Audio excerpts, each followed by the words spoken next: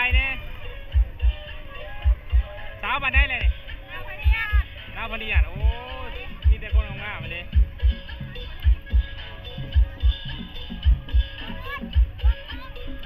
เบิ่งกล้องเนี่ยคนงาม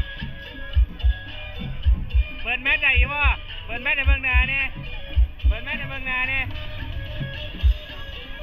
โอ้ยขนาดบ่เปิดก็ยังงามแล้วงามทะลุแมสดีเลยครับ